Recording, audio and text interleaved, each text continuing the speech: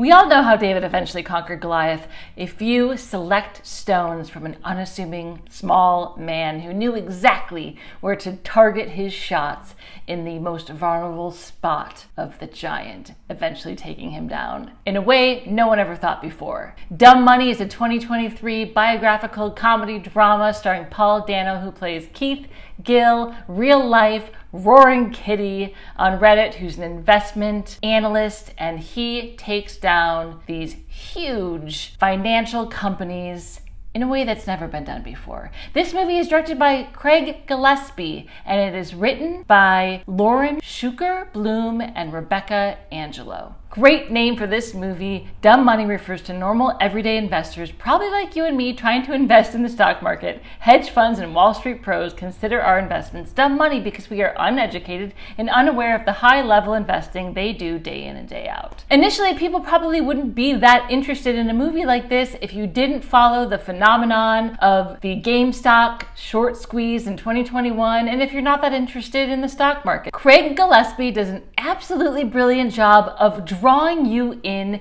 to this world with common everyday Davids, if you will, in different parts of the country. Everyone who got so wrapped up in the excitement and the just sheer energy of Keith Gill's internet presence at the time. GameStop is a store that sells electronics. It's super random. It actually feels very nostalgic of the 90s. You drive by a GameStop and you're like, yeah, wow, it's pretty interesting this store is still around, because you can buy all that stuff on the internet now, and there's all these other bigger competitors. So GameStop is the perfect company to be involved in a David versus Goliath story like this. Keith Gill is a regular guy from the suburbs of Boston who is a financial analyst, and he sunk his life savings into the GameStop stock, believing that it really had more value than the money it was worth in the stock. He garnered this presence online in the Reddit community, Wall Street Bets, and he was very adamant about this stock is going to go up eventually. As the GameStop stock rose in 2021 and the months following, the financial institutions sort of saw this as a very silly game, and they wanted to put a stop to it because there were some short squeezes that these big companies had on the stock, knowing that eventually companies like this go under and they can make money off of them. Real life person, Gabe Plotkin, played by Seth Rogen, is the founder of Melvin Capital. So Gabe Plotkin is talking to Steve Cohen, another hedge fund founder, Vincent D'Onofrio, and he's like, oh my goodness, these idiots, this is so silly, all these stupid Reddit memes about this dumb stock, of course this company's gonna go under, they always do, and he buys more shorts. Shorting the stock is just simply betting on the stock going down then up. So you can make money when the stock goes down. Another big player on the Goliath side is the CEO of Citadel, real life person Ken Griffin, and he is played by Nick Offerman. We really start connecting with all these characters, fictional but real as anybody on the David side, if you will. America Ferrera, who plays Jenny the nurse in Pittsburgh. She is divorced with 2 kids and she needs to pay the mortgage and she's broke, and she's got a funny, goofy friend who's like, this is so silly, what are you doing? This is the internet. Like, stop putting your money into the Robinhood app. People are Googling, what happened to Jenny? Why did Jenny lose her money? Of course, Jenny's not a real person, but she feels real. Why did Jenny still stay in debt by the end when she was so in this game to win? Jenny never actually sold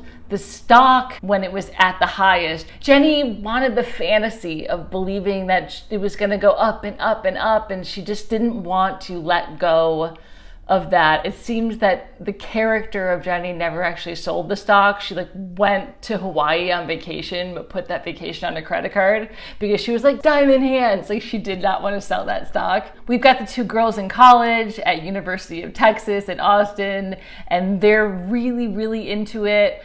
They completely get out of debt, and they've got their own personal story about the one girl's dad. He worked hard his entire life. Big money people purposefully let his company go bankrupt, and he was left with nothing, and they actually made money off of other people's demise, which is a real life thing that happens, and it's as American as apple pie. Marcos is another David-like story. He is working at GameStop, and he's probably making minimum wage, like exhausted and doesn't want to be there, and his boss sucks.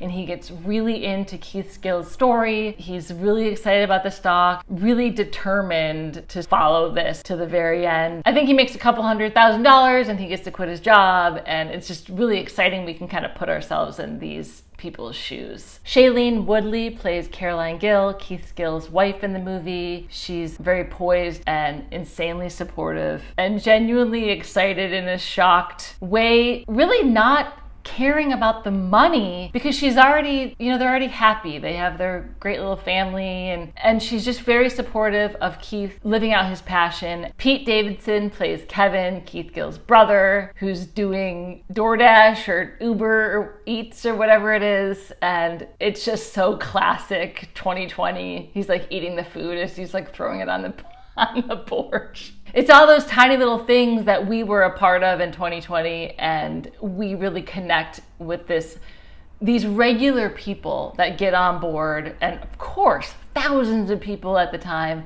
got on board this train and really toppled the giant. Craig Gillespie's choices as a director are just spot on in that we are just thrust back into that time where everyone was on social media all day.